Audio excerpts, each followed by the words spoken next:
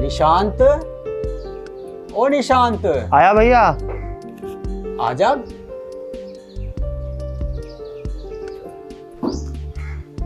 आ गया। ले भाई, खाना खाओ आराम से।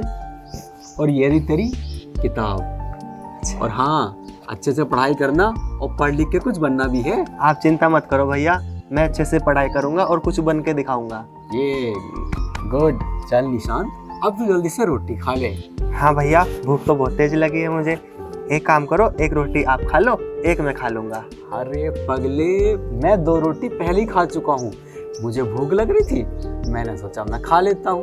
अब तू जल्दी से रोटी खा और अपनी पढ़ाई कर। भैया, मैं तुम्हें बचपन से जानता हूँ, तुम मेरे बिना रोटी खा ही नहीं सकते। फिर तुमने मेरे बिना रोटी कैसे खा ली? मुझे विश्वास हो ही नहीं सकता। निशांत, मैं सच बोल रहा हूँ मेरे भाई, मैं रोटी खा चुका हूँ। मुझे तेज भूख लगी थी और मैंने खा ली तो क्या हो गया। चलो ठीक है, पर कम से कम आधी रोटी तो खा लो मेरे कहने से। चल ठीक है, तू मानेगा नहीं, कोई बात नहीं, मैं तेरे कहने से आधी रोटी खा लेता हूँ। ये हुई ना भैया बात।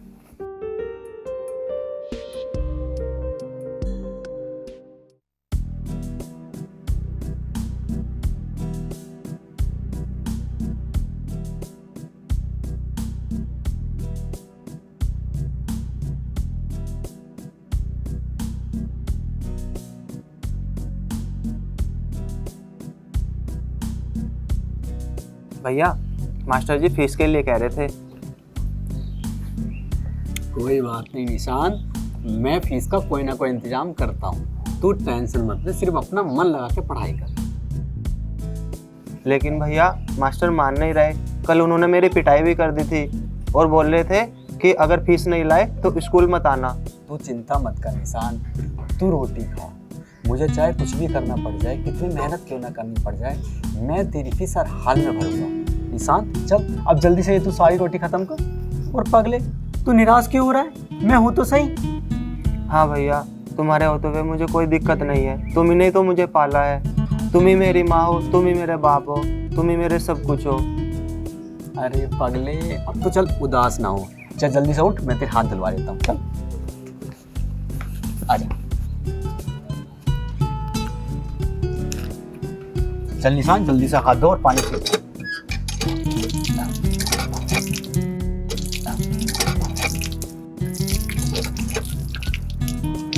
भैया, अब आप पानी पी लो, मैं चलाता हूँ। नहीं निशांत। अरे भैया, ये क्या कर रहे हो? ये तो मैं खुद धो दूंगा। अरे निशांत, तू रहने दे, मैं कर लूंगा। तो चिंता क्यों करता है मेरे होते साथ है? चल चल, तू जाकर पढ़ाई कर। ठीक है भैया।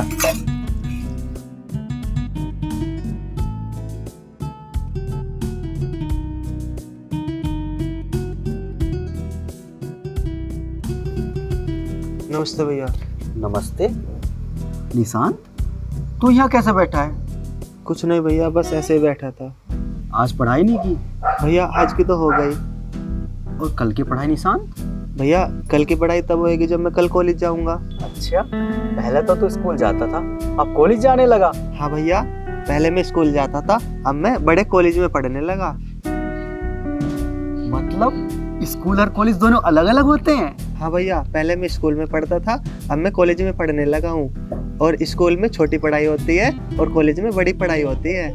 अच्छा, तू एक बात बता, होती तो दोनों में पढ़ाई है, ये स्कूल में अलग होती है और कॉलेज में अलग? हाँ भैया, होती तो दोनों में पढ़ाई है, लेकिन हाँ कह दे कि स्कूल में छोटी पढ़ाई होती है और कॉलेज में बड़ी पढ़ाई होती है।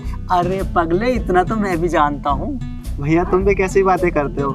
मुझे तो तुम्हारी बातों पे हंसी आ रही है। हाँ, तू हंसता रह, अब तू सब बात छोड़ और मेरी बात कान खोल के सुनता रह। हाँ भैया, बोलो। निशांत, मामा जी का फोन आया था, कह रहे थे कि निशांत के लिए बहुत अच्छा रिश्ता आया है और मैं चाहता हूँ कि तू अब शादी कर ले।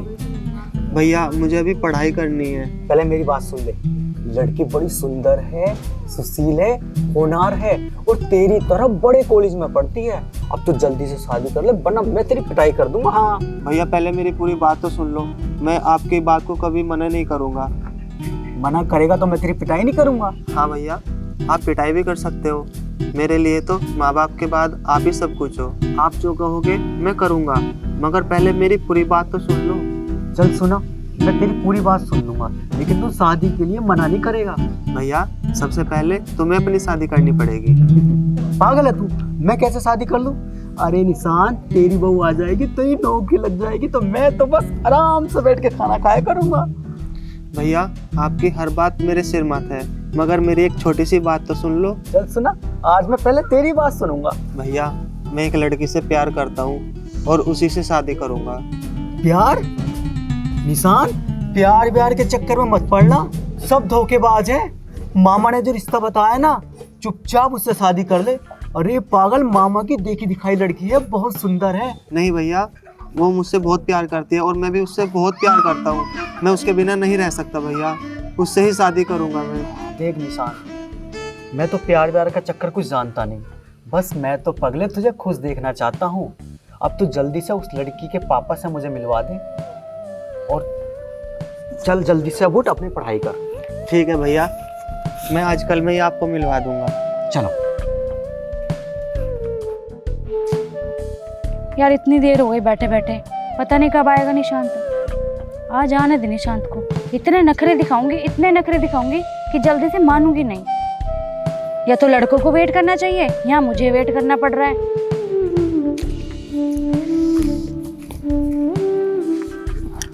आ गए तुम? और 4-5 घंटे बाद आते। ओहो मोनिका, इतने नखरे मत दिखाओ, थोड़ा सा ही तो लेट हुआ हूँ।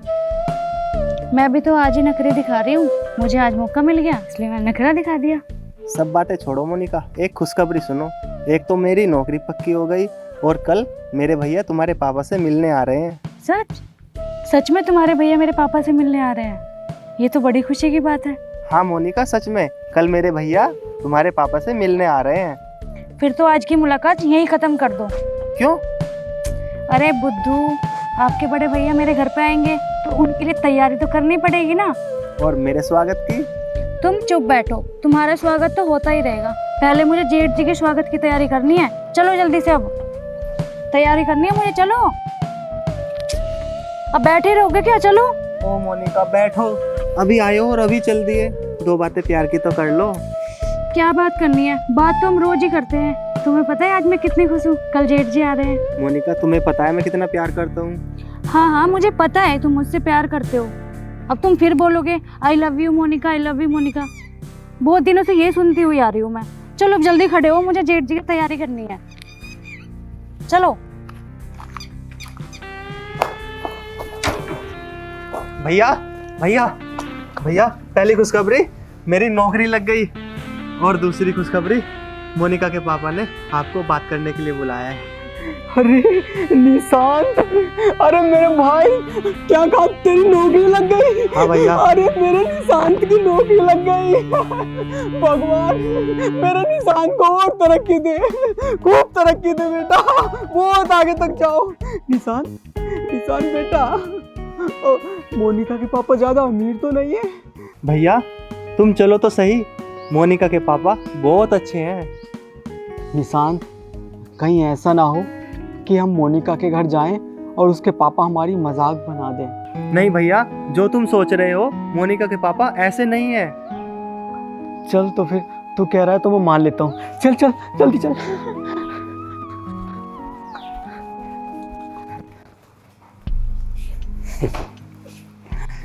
अरे चौधरी साहब, राम राम।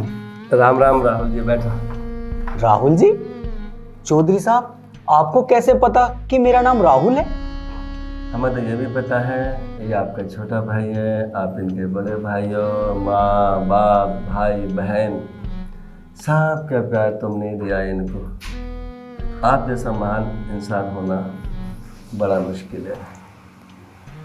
अरे मोनिका बेटे। अरे पापा। और सुनाओ राहुल जी, आने में कोई दिक्कत तो नहीं हुई आपको? अरे चौधरी साहब, दिक्कत भला आपके होते साथे हमें कोई दिक्कत हो सकती है कि हाँ, आपने हमें बुलाया और हम भागे भागे चले आए। मोनिका। जी पापा। ले लिया पानी लो निशान। ले बेटा। गिलास ले लो। चौधरी साहब, मुझे आपकी बेटी बहुत पसंद आई। भगवान का शुक्र है आपको मेरी बेटी पसंद आई। लेकिन चौधरी साहब, मुझे आपसे एक बात कहनी थी। मैं तो एक छोटी सी झोपड़ी में रहता हूँ। तो जा बेटे। राहुल जी, महलों में रहने वाले भी रोटी खाते हैं, झोपड़ी में रहने वाले भी रोटी खाते हैं। फर्क है हमारी सोच का।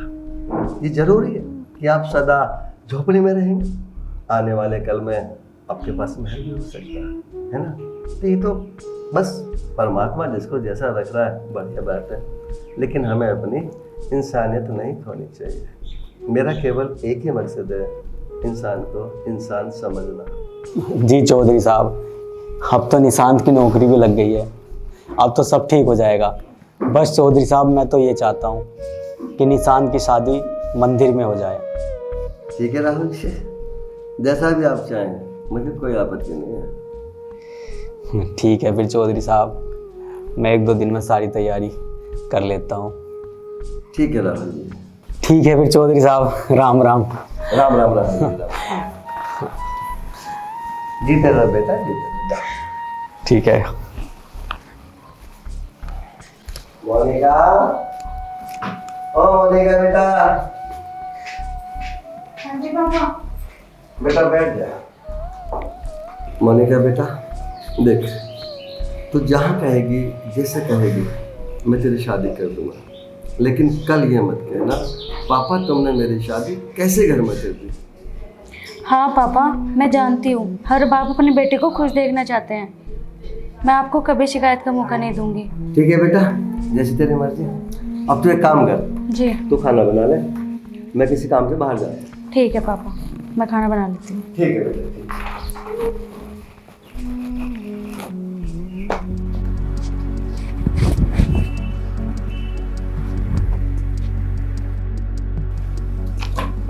निशांत, हो गया तैयार तू? हाँ भैया। चल जल्दी, चौधरी साहब मंदिर में इंतजार कर रहे होंगे, उनको इंतजार करवाना ठीक नहीं है। चल जल्दी।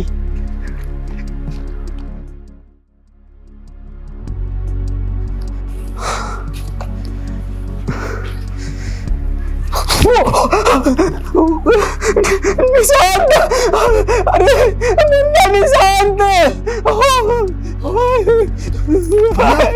भैया क्या हो गया आपको? जी जी, क्या हो गया आपको? पता नहीं बाबू, मेरी टांग काम नहीं कर रही। मुझे लग रहा लकवा मार गई।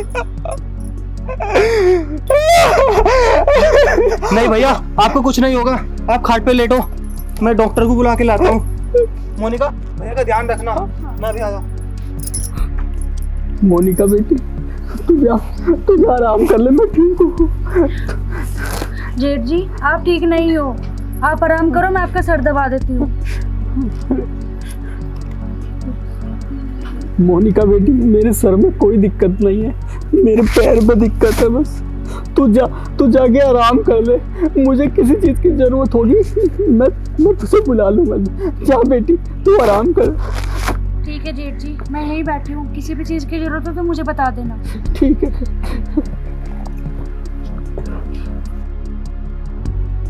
क्या तू जानती है मोनिका, ये लकवे की बीमारी ऐसी होती है जो कभी ठीक नहीं होती।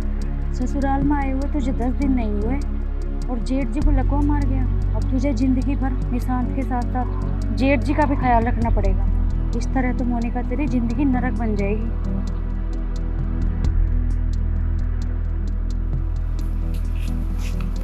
सुनो जी मेरी बात, मुझे दुख है कि जेठ जी बीमार हैं, लेकिन ये कि हम उनकी बीमारी के चक्कर में अपनी जिंदगी खराब नहीं कर सकते। हाँ मोनिका, हम इस तरह तरक्की नहीं कर सकते। तुम्हारी नौकरी 20,000 की है और मेरी भी 17-18 हज़ार की हो जाएगी।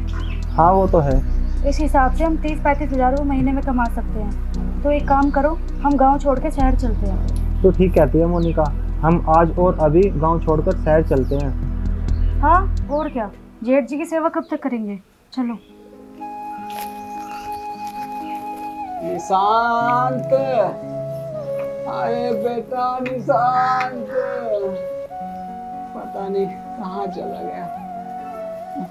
मोनिका, अरे बेटी, लगता है दोनों कहीं घूमने चले गए। मैं उठ के पानी लेता हूँ।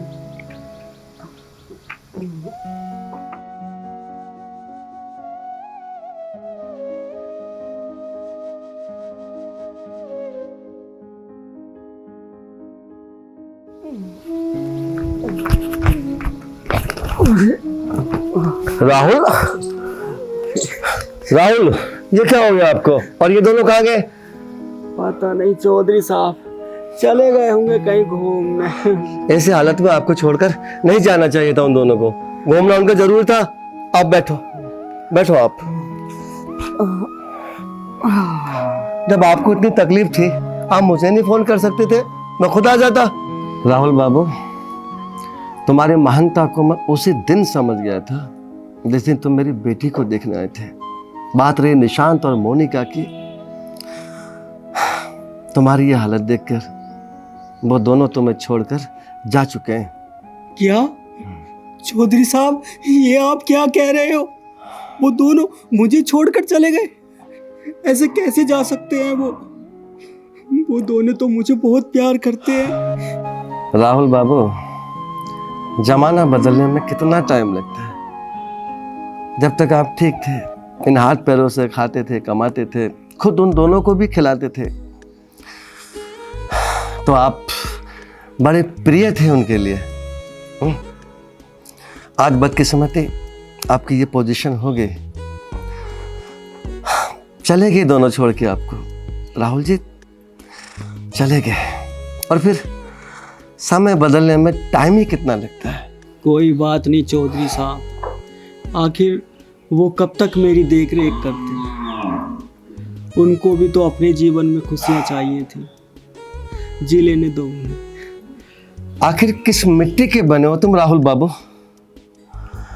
तुमने अपना पूरा जीवन निशांत को समर्पित कर दिया, और अब तुम्हें उसकी जरूरत पड़ी तो वो तुम्हें छोड़ के चला गया। अरे लानत है ऐसे भाई पर, और लानत है ऐसी बेटी पर जो ऐसे टाइम पर तुम्हें छोड़ के चली गई। कोई बात नहीं चौधरी साहब, जैसी भगवान की इच्छा। वो बात ठीक है राहुल, लेकिन इंसान का भी तो इंसान के प्रति कोई कर्तव्य बनता कि नहीं बनता?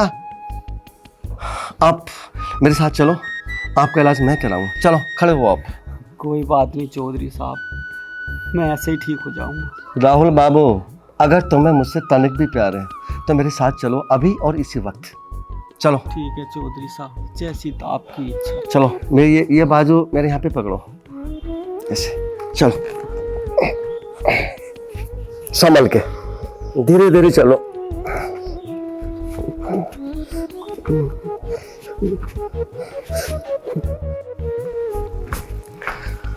भगवान का लाख लाख शुक्र है, अब तो राहुल भी ठीक हो गया। पापा नमस्ते। नमस्ते निशांत और बेटी मोनिका, बताओ कैसे आना हुआ? पापा, हम यहाँ कुछ दिन रहना चाहते हैं क्योंकि इनकी नौकरी छूट गई है। जब तक नौकरी लगेगी तब तक। देखो बेटी, एक बाप की जिम्मेदारी उस समय खत्म हो जाती है जब बाप अपनी बेटी को विदा करता है। उसके बाद की जिम्मेदारी उसके पति की होती है। बाप हल्की मोटी सहायता ही कर सकता है बस। मैं आपके कहने का मतलब नहीं समझा पापा। निशांत, अगर बड़ा भाई अपने छोटे भाई के प्रति अपना जीवन ही बलिदान कर दे तो छोटे भाई का क्या फर्ज बनता है अपने बड़े भाई के प्रति? उसको धक्का मार के घर से बाहर निकालने का? यही कि बड़े भाई का वो हर हाल में सम्मान करे और उसकी सहायता करे। इसी बात का तो मुझे अफसोस है निशांत। जिस भाई ने तुझे पाला पोसा बड़ा किया, माँ बाप का प्यार दिया, तुझे अपना बालक समझा, पढ़ाया लिखाया है, तुझे इस लायक बनाया कि तू आज कुछ कर सके, और आज जब तेरा बड़ा भाई लकवे से परेशान हो गया तो उसको छोड़ के घर से बाहर चला गया। कहाँ की इंसानियत तेरी है? पापा, आप कहना क्या चाहते हो? पापा, अब वो कभी ठीक नहीं हो सकते, और आखिर मैं कहाँ तक करता हूँ उनकी?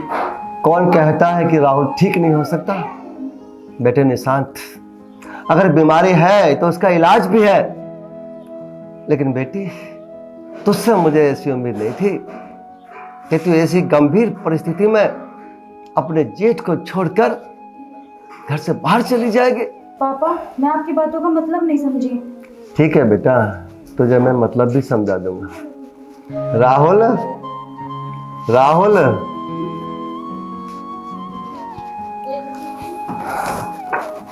हाँ राहुल यहाँ बैठ। राहुल, जानता हूँ इन दोनों को?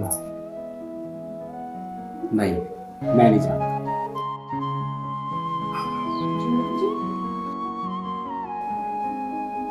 ये तुम्हारे पिता से भी ज्यादा पूजनीय पिता है, जिन्होंने तुम दोनों के लिए अपना जीवन ही कुर्बान कर दिया। और एक जरा सी बीमारी आने के बाद तुम लोगों ने अपना रिश्ता ही खत्म कर लिया। पापा, मुझे माफ कर दो, मुझसे बहुत बड़ी गलती हो गई। बेटा, मैं कौन होता हूँ माफ करने वाला?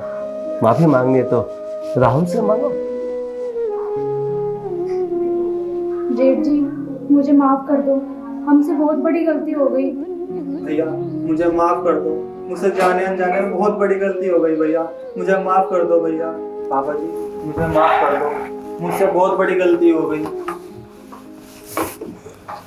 कल अगर मुझे लकवा हो जाता तो तुम दोनों तो मुझे भी छोड़ के चले जाते।